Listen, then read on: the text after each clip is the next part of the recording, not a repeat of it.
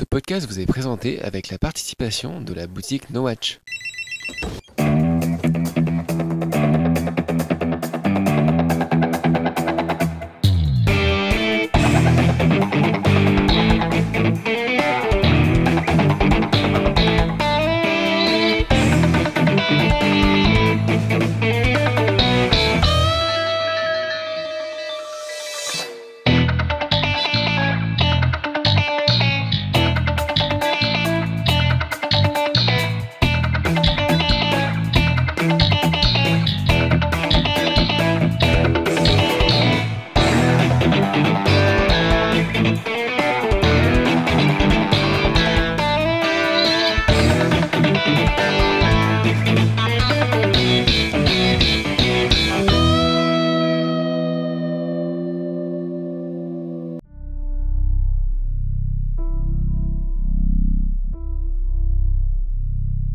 There's not a second goes by when I'm not thinking of you in some way.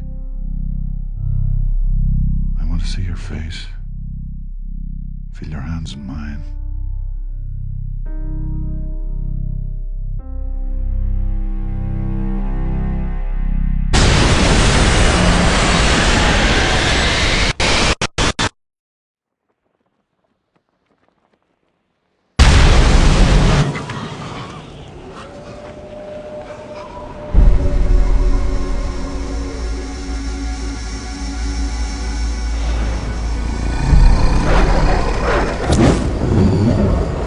All my love for you.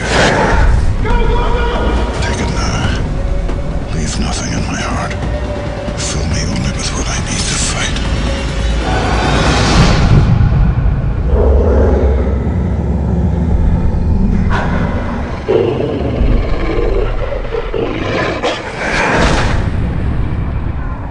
Bonjour à tous et bienvenue dans une nouvelle émission de Cinefuzz. Salut à tous. Très heureux enfin de vous retrouver dans des conditions totalement normales. Presque normal. Totalement normales. On recommence. Non, on recommence pas, On mais recommence on t'a dit d'arrêter de taper. Il y a le son J'ai ici. pas tapé. Mais c'est parce qu'il est content, parce qu'on est Ah, tous les non, trois. mais c'est bon Ah quoi. oui, je suis content. Bonjour chez 17. Je suis content. Hmm. Et t'as quoi qui t'a répondu CJ7 parle pas, je crois. Logiquement. Non, il parle pas fait. C'est Dieu qui fait ça. Oui, il fait plus. C'est la choupe chou, ça, c'est pareil. Super film, alors, super film. Oui, c'est c'est ça. ça. Oui, mais ça n'a rien à voir, on va pas du tout parler de ça, puisqu'on a parlé du nouveau film avec Liam Neeson, The Grey, retitré en français, Le Territoire des loups. Voilà. De Joe Carnan. Tu sais Joe qu'au- Carnan. Au final, je trouve ça très con de l'appeler le territoire des loups. Bah oui. Merci, comme tout le monde en fait. Non, mais Alors vraiment. que c'est sûr que le gris c'est mieux. Oui, c'est sûr. Comme une t-shirt de roman. Voilà. C'est ça, mais c'était... Tu fais sortir les petits poils là, ces petits poilous là, c'est mignon. C'est Hein pour... C'est Non, mais la c'est pour, virilité c'est pour qui les est- loups. C'est pour les loups. Ouais, c'est ça, je On avait demandé des meufs poumonnées, mais non, toi tu reviens avec tes petits poils là, je sais pas, c'est déprimant quoi. C'est qu'à t'en aller, sinon. Oh non, Parce arrête, que Cédric, il Bah, est pulmoné. ça me fait mal au cœur. Cédric de Bacchus, il est Arrête, comment me parle pas de lui. Hier soir, on a fait une soirée, là, j'en reviens plus, quoi. Je suis... Comment ça attends, je vais pas en parler. Hein Non, mais... Ah non, mais tu entre fais ça, ça... Entre ça et le Ghost Rider, Philippe il en peut plus. Ah ouais, là, Vous arrêtez de parler de Ghost Rider. Bon, bref. je suis un sous-homme maintenant.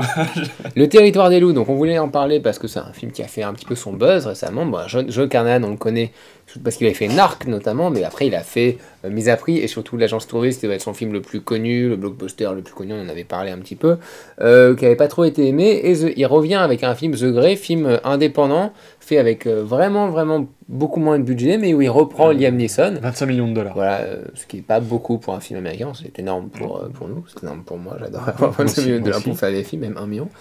Appel aux gens. Donc compte en banque. Oui, c'est ça. Et donc voilà, il décide de faire le film avec Liam Neeson, donc qui jouait justement dans l'agence touriste. Et un film en plus où il revient un peu au côté un peu plus brutal, on va dire, qu'il y avait peut-être dans son premier film qui était Narc. Un côté un peu plus dur, un côté un peu plus auteur C'est finalement. pas son premier film, Narc. Hein. Narc, oui, mais c'était son Pour- premier film qu'il a pour fait le connaître, voilà. pardon, oui, exactement.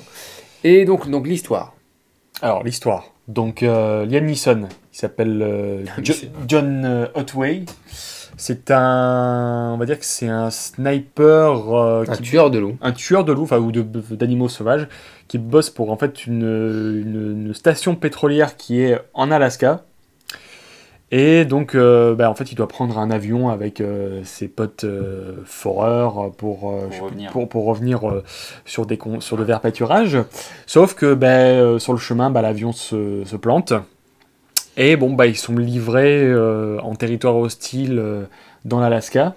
Pas tous, il y en a plein qui meurent, il y en a plein qui meurent. Il en reste 8. Ouais, 8 il en 7 ou 8. 8 rescapés et ils se font attaquer par des loups. Du coup, non, il fait froid. Il fait froid. Il fait très très froid. Il y a le froid. Il n'y a plus à manger. Il n'y a pas de femme. Il y a cette idée de garder le feu aussi, tout ça, c'est intéressant. Voilà, et en plus, il y a aussi des loups. Et ce coup, qui sont tombés pile dans le fameux territoire des loups, dans la zone où les loups considèrent que si t'es là, on peut te bouffer. Vous vous souvenez pas de cette pub pour les médicaments, là, pour le rhume, là, genre Humex, là, on voyait le mec là, quand il essayait d'allumer son briquet dans la neige, il y avait des loups autour de lui. Ah oui, si, ouais, effectivement. Voilà, c'est ça, mais sur 2 heures, en fait. Voilà, c'est ça. Alors, il faut dire un truc, c'est qu'on était dans une projection. Je sais pas. C'était du cinéma 4D en fait. Il y avait des courants d'air, on se les pelait avec Liam Neeson. C'était la fameuse semaine où il faisait très froid là, au début février. Tout le film, ils n'arrêtent pas de les geler, ils font peur de mourir de froid et nous on avait froid. Et à chaque fois c'est système D pour eux pour vivre le truc. C'est que ça il y avait aussi un loup là, ils avaient les assistants presse avaient. Ils s'étaient déguisés en loup. Non, je dis ils avaient lâché des loups dans la salle à un moment donné. Ce serait génial. Et hop là, ce serait génial. Moyen. Ouais, s'ils bouffent le mec devant moi. Il y avait même un système de moteur sous les sièges pour vous faire croire que vous étiez dans l'avion et qu'il vibrait et tout. C'était la merde et tout. Puis à un moment, Liam Neeson il arrive, il fait bouge-toi. Moi je bouge parce que Liam Neeson. Il nous a dit allez voir Star Wars épisode 1 en 3D. Oui, c'est ça. Non, bon, en gros, on avait juste très froid. Et donc, qu'est-ce que vous en avez pensé? Vas-y, commence. Qu'est-ce que tu en as pensé? Alors, moi, j'aime bien. J'ai beaucoup aimé ce film. Plus j'y pense, ce film, d'ailleurs, c'est étrange, et plus je l'aime. Donc, j'adore, en fait, j'avais adoré Narc. Vraiment, c'était un polar exceptionnel. À l'époque, je le mettais au même niveau que la claque que j'avais eue avec Harry Brown, là, cette année, tu vois. C'était vraiment super sympa. Et là, il revient avec cette sensibilité, tu sais, focus sur son héros, les plans longs un peu sur lui qui réfléchit et qui pense à sa condition, etc. Et j'aime bien cette approche des personnages. Faut pas que ça soit trop, parce qu'après ça devient du cliché, surtout maintenant, on en a vu beaucoup des personnages comme ça. Et l'aspect survival, donc du coup, est exceptionnel. C'est vrai qu'on ressent avec eux le froid, et non pas que parce qu'on avait froid, mais c'est vrai que c'est super bien fait. On ressent l'envie de survivre, enfin c'est plutôt c'est vraiment, là on sent vraiment la nécessité de survivre quoi. C'est ça. Et pas forcément avec des éléments fantastiques, vraiment l'idée de putain si je suis dans cette situation, comment je fais pour m'en sortir quoi. Et ça marche bien parce qu'il a une mise en scène très proche de ses acteurs. Du coup tu découvres avec eux dans la merde dans laquelle ils sont et dans les quelques possibilités qu'ils ont pour pouvoir se défendre et survivre. Surtout que c'est passionnant parce qu'eux-mêmes sont des survivants. Donc ils pensent qu'ils ont échappé au pire, parce qu'on a quand même une scène de crash d'avion qui est absolument incroyable. C'est une scène d'avion, de crash d'avion. Excusez-moi, je vais spoiler. C'est que en gros plan. Voilà. Du point de vue subjectif de Liam Neeson. C'est entièrement dans l'habitacle de l'avion. On a vraiment cette sensation d'être avec Liam Neeson, qui vit le crash de l'avion. Et là, on se dit, ça fait flipper. Et ils survivent à ça, et en fait, les emmerdes commencent. Et limite, le film métaphorise cette idée-là. Il métaphorise ça là et de dire comment ça se fait qu'on ait survécu si c'est pour en plus finalement être autant attaqué. Comme si les loups étaient une sorte d'entité fantastique qui vient te tester. Voilà, un peu comme c'est Destination Finale 5 mais intelligent quoi. Est-ce que c'est le destin, la main de Dieu qui fait que tu te craches mais que tu survis mais que tu dois en baver ensuite dans ce territoire hostile. De toute façon le film on va dire il oscille toujours entre le survival pur et dur, âpre, voilà. Et il y a une espèce de dimension aussi très presque métaphysique, puisque Liam Neeson questionne tout le temps son rapport à la mort dans le film. Voilà. Est-ce qu'il est prêt à mourir? Est-ce qu'il n'est pas prêt à mourir? Et quel est le comportement de survie qu'il doit avoir vis-à-vis de ses camarades? Il joue une sorte de suicidaire au début quand même. Oui, voilà. C'est dit dès le début, c'est un suicidaire. Parce qu'en fait, il se souvient, il y a beaucoup de séquences de flashback où il est dans un confort total, psychologique et physique. Et à chaque fois, ça contraste clairement avec ces séquences-là. Du coup, le personnage, il est assez... Et le montage est très... comment dire... je sais pas dire disparate. C'est un peu mélangé. Il y a des bouts de plans, il y a une voix off très posée qui fait de la prose pratiquement. D'ailleurs, à un moment donné, il métaphorise l'idée de la prose. Beaucoup d'images mentales. Et à un moment donné, on va carrément revenir, carrément limite à son enfance. Et en même temps, on revient à une lettre qu'il a écrite. Donc il y a vraiment cette idée de poésie. Et le montage, c'est un peu les césures de la poésie filmique que veut faire Carnan. C'est beau. Ouais, t'as vu ça c'est intéressant. Et pourtant, je viens de terminer mon boulot. Hein, je peux vous dire que... Non, mais c'est ça, en fait. C'est vraiment l'idée d'essayer... C'est marrant, d'ailleurs, de la part d'un mec comme Carnan, qui est un mec, quand même, qui a fait plutôt des films de mecs... Voilà, vraiment de mecs, quoi.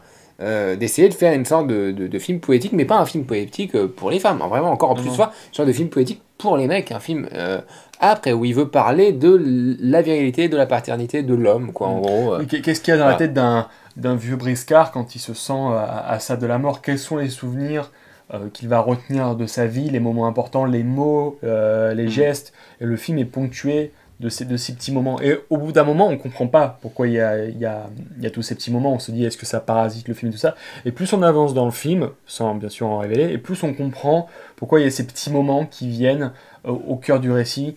Et encore une fois, on reste toujours dans le personnage de Liam Neeson.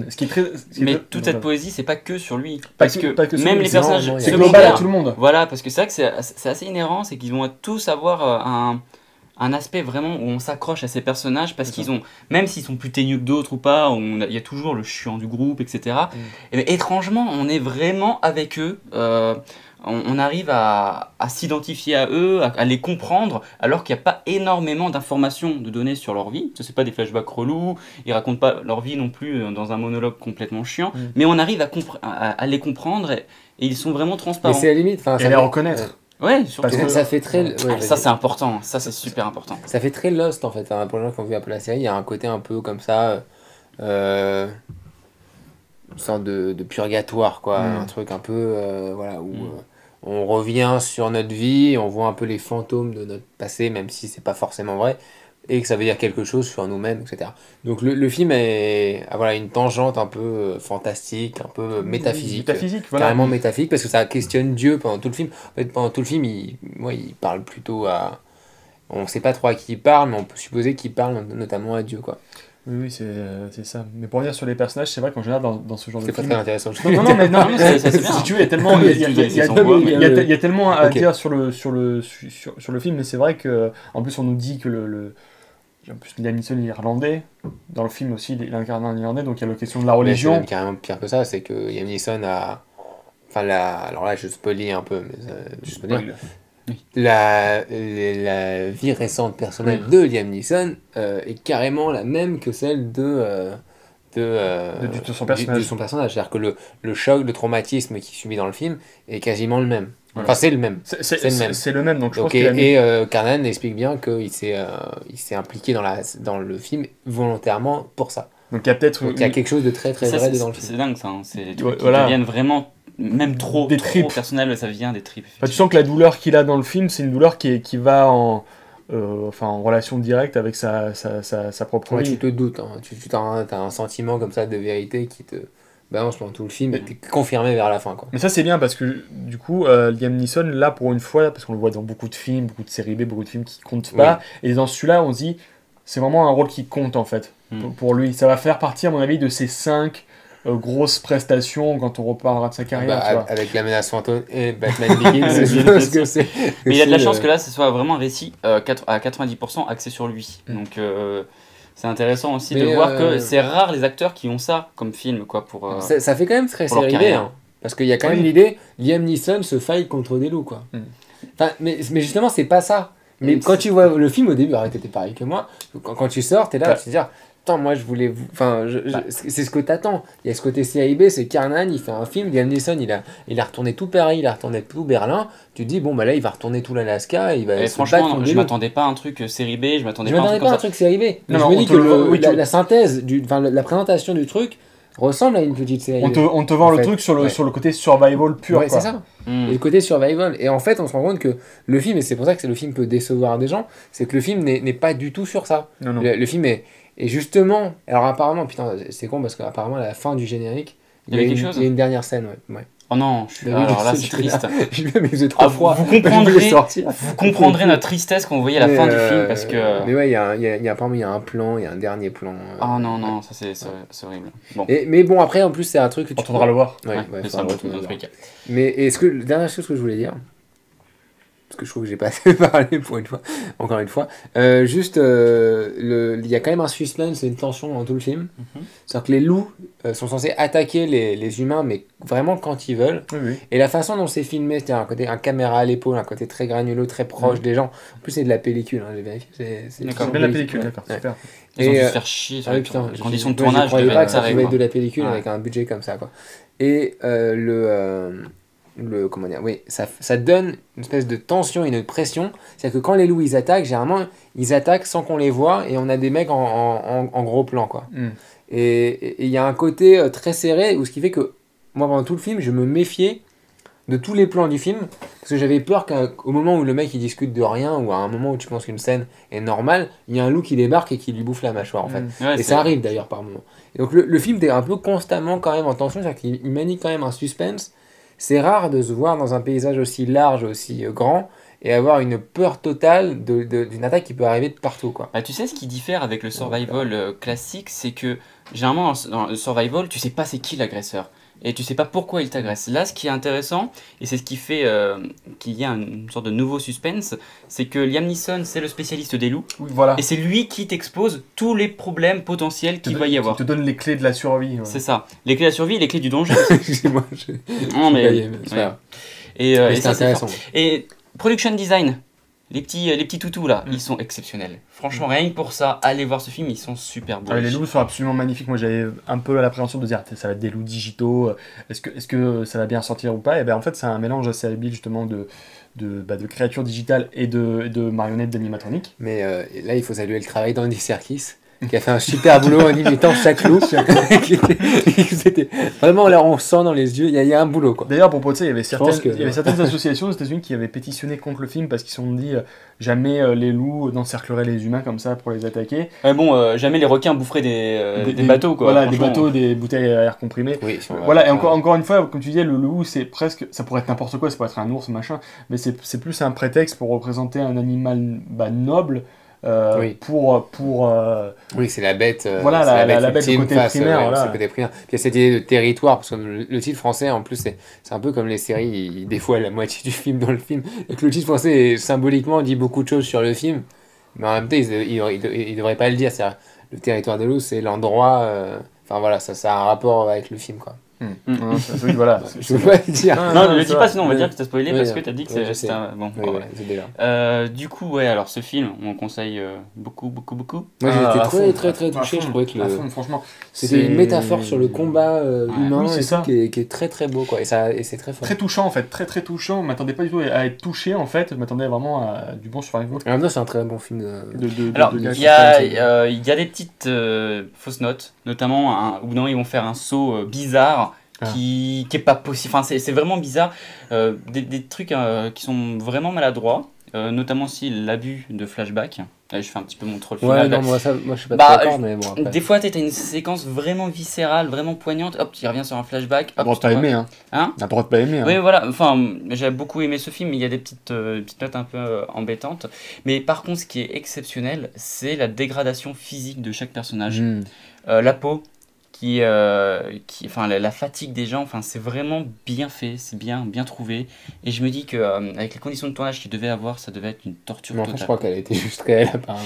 Mais je crois que j'avais juste très sûrement. Alors il y a des plans qui sont faits en studio, hein, à l'intérieur, je pense. Je pense, mais trouvez-les-moi parce que c'est vraiment bien foutu. C'est indécelable. Ouais, c'est vraiment beau, c'est fort, c'est très fort. Non, et puis Carnaval d'un coup, il monte à un niveau, le mec, mais d'un coup là il revient. Déjà il était très haut, mais c'est vrai que avec mes appris et je trouvais que c'était dans une autre façon de faire. C'est assez marrant de voir comment il doit faire un film sur Pablo Escobar. Je me dis putain. Apparemment en fait il va surtout faire un reboot du Justicier dans la ville. Ah oui, merde, c'est vrai. Oui. Après il y avait Pablo Escobar, maintenant il doit faire. C'est totalement son créneau, ça. Il va faire un truc très ouais, il peut un petit peu moins exploite, je pense, quand même. Ça dépend. Il peut autant partir dans un gros délire tout dépend la mise à prix que dans un délire un peu introspectif comme là, quoi.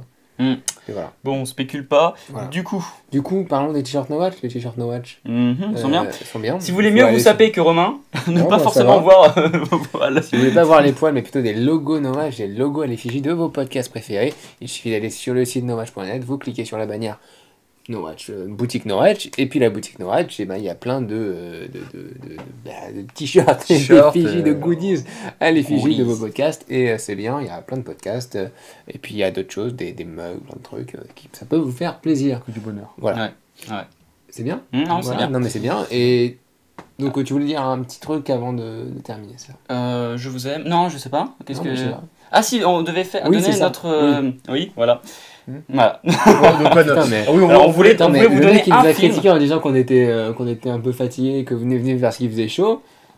Bon, en fait, voilà. on voulait vous parler, on voulait juste vous dire, parce qu'on voulait communiquer avec vous, on voulait juste chacun vous dire un de nos survival préférés, qu'on aime bien. Survival, on explique, c'est plutôt des films de survie. Voilà. Dans le Pour les qui parlent pas anglais. Voilà. Alors moi, je vais vous conseiller le film The Descent, donc de Neil Marshall. Très bon film sur des femmes qui font de la spéléologie. Et en fait, des femmes qui savent bien boire. C'est pas le rêve de descente. Ah ouais, c'est pas mal ça. Ce serait bien. C'est sympa, j'aime bien. Voilà. Conceptuel. Et du coup, regardez ce film, il est vraiment bien. Il y a ce sentiment d'oppression qui est très fort. L'avoir vu au cinéma procurait vraiment beaucoup d'émotions. Et ce film est vraiment bien. Bon scénario en plus et bon personnage. Souvent, c'est la nature contre l'humain, quoi. C'est le milieu. Avec un prédateur. C'est l'inconnu. C'est humain, monstrueux, fantastique, ou juste humain, ou parfois ce sont des violeurs. Ça peut être tout. Fabien. Non, mais pourquoi Alors moi, c'est en fait le film Sans retour de Walter Hill, qui date de 1983. Alors, c'est un film dans lequel des soldats qui font un entraînement pour aller au Vietnam doivent parcourir à pied le bayou aux États-Unis.